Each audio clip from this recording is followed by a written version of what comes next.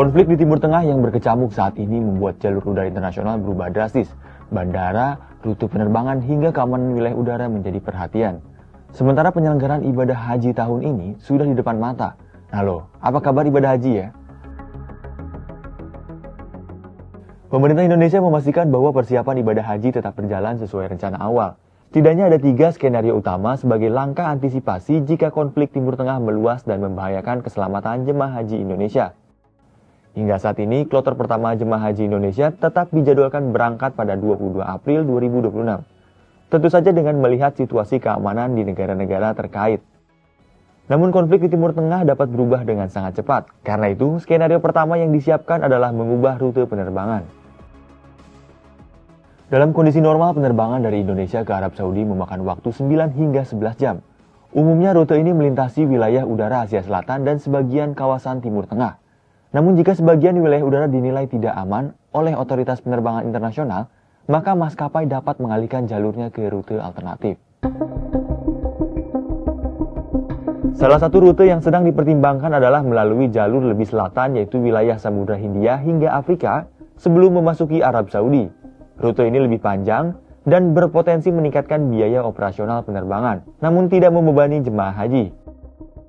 Pemerintah menegaskan bahwa keselamatan jemaah tetap menjadi prioritas utama.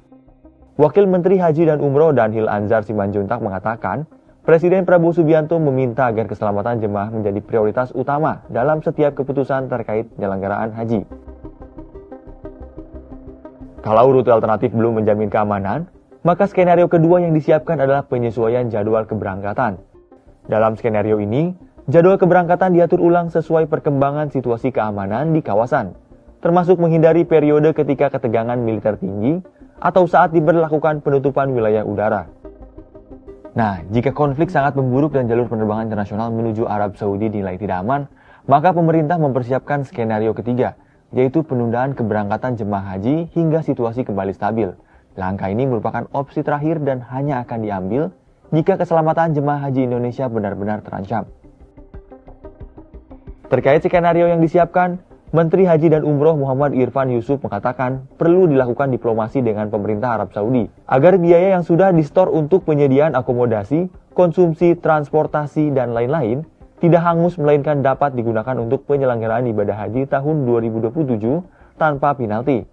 Hal tersebut disampaikan dalam rapat kerja dengan Komisi 8 DPR RI di Senayan, Jakarta pada Rabu 11 Maret 2026. Saat ini sekitar 43.000 warga negara Indonesia tercatat sedang menjalankan ibadah umroh di Arab Saudi. Bahkan sebagian dari mereka sempat mengalami kendala saat hendak pulang ke Indonesia. Sekitar 2.000 jemaah umroh sempat terdampar karena kesulitan mendapatkan penerbangan lanjutan, terutama pada penerbangan dengan rute transit. Beda halnya dengan penerbangan langsung yang relatif stabil. Selain itu, Wakil Menteri Haji dan Umroh Danhil Anzar Simanjuntak menghimbau masyarakat untuk sementara menunda perjalanan umroh hingga kondisi keamanan di kawasan Timur Tengah lebih stabil.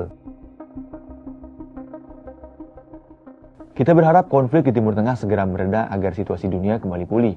Dengan begitu, rencana jemaah haji untuk menunaikan ibadah bisa terlaksana.